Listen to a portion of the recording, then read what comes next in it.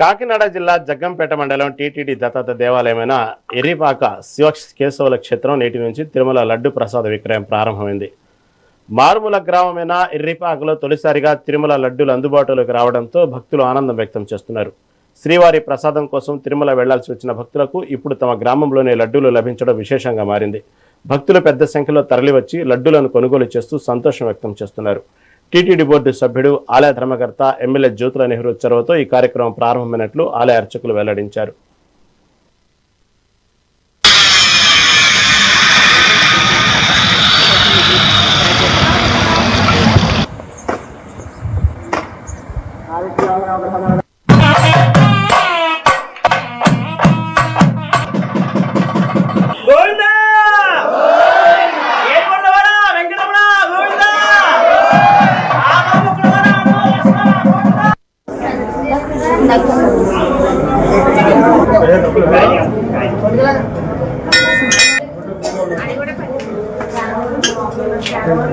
బొట్లుగా ఎలా వచ్చాను బొట్టు పెడతాను.